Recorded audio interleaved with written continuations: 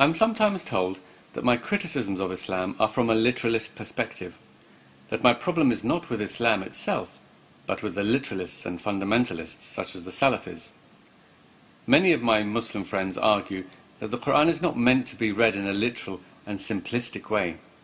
They say that the passages about hell are metaphorical, or the verses about jihad are symbolic. Allah is using human language to convey a deeper spiritual meaning that cannot be conveyed in a simple way. I understand where these people are coming from, since I myself used to say similar things, but ultimately I found this argument had too many holes in it. For a start, most Muslims do take the Quran literally. So if God's aim is to convey this deeper metaphorical meaning, then he has quite clearly failed. In reply to this, I've been told, well, that's the failing of people, not God.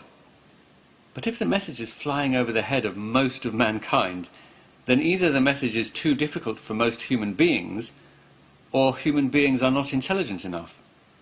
In both cases, it is the author of the message, or the creator of the human being, who is at fault.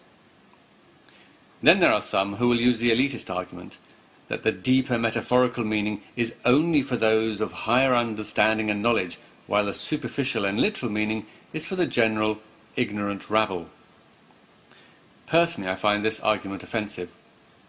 But perhaps the true message of the Quran really is only for those select few human beings with a higher or mystical understanding.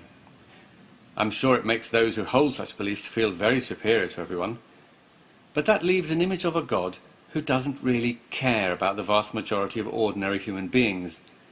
Or perhaps he has a special stupid people's heaven waiting for them. Another problem with the metaphorical argument is that it is extremely difficult to read many of these violent and cruel passages in any other way other than at face value.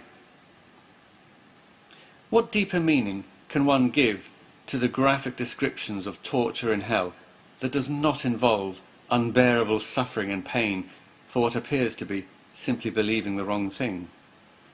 Or how can one give slaying idolaters a symbolic meaning that doesn't end up being contrived?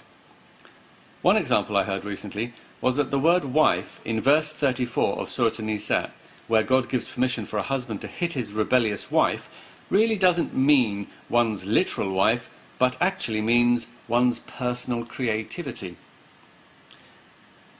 Of course, there is a far simpler and more obvious possibility, namely that the Quran really does mean what it appears to mean, that the verses about hell, fighting infidels, or hitting one's wife really are as harsh and as cruel as they appear to be, and that the author of the Quran is not a divine being, but a human being from a harsh 7th century environment where no one had a problem with a literal belief in hell, slaying idolaters, or hitting one's wife. If there is a God, and he is indeed just and merciful, then he certainly cannot blame anyone for arriving at that conclusion.